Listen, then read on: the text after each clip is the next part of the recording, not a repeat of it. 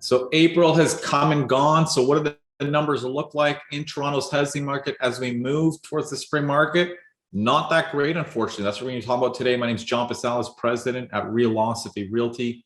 Get all my latest writings on Toronto's housing market at movesmartly.com. If you find this video helpful, please hit the like button and subscribe to stay up to date on all my latest videos. So the numbers have come in for April and they're not looking great at all, unfortunately. So typically as we move into the spring market, between March and April, home sales are typically up around 8%. The spring is usually the busiest time of year, but this year is quite a bit different. This year, home sales actually declined about 26% over last month. And typically, if you watch my videos, you'll see that usually we compare sales on a year-over-year basis, and they're down by over 40% year-over-year.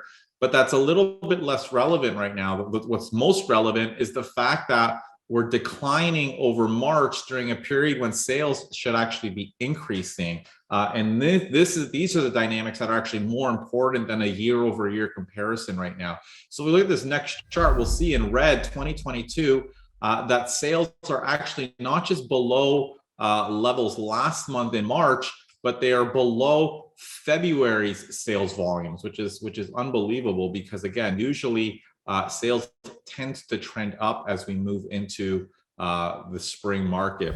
Inventory levels have picked up quite a bit. When we look at the months of inventory, we were like around half a month of inventory at the peak of the market several months ago. Now we're up to I think it's 1.6 months of inventory.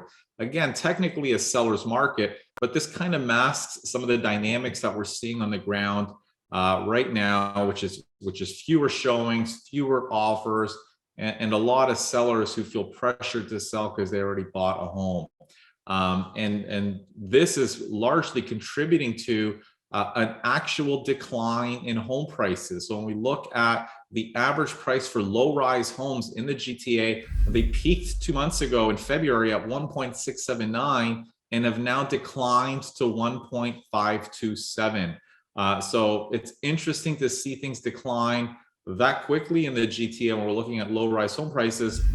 And again, usually prices are pretty slow to decline, but I'm going to unpack a little bit more about some of the dynamics that are causing prices to fall. We're going to move on to sort of looking quickly at the condo market. Similarly, condo sales are also declining pretty rapidly. I mean, if you look at this next chart, they're down quite a bit over last month and also well below sales volumes in February. So the condo market is experiencing very similar dynamics in terms of sales. When we look at inventory, they're also seeing their months of inventory surge to 1.7 months of inventory. The only difference with the condominium market is that we haven't seen as much downward pressure on prices. Prices have been relatively stable, and this is partly due to the fact that a lot of the owners of condominiums perhaps are not as eager or desperate to sell as a lot of low-rise homeowners are right now. I hope you found that helpful. I'm going to chat a little bit about some of the on-the-ground dynamics in terms of the declining sales, the cause for that declining in price in upcoming videos. But if you have any questions, please post in the comments below or send me an email at askjohn@movesmartly.com.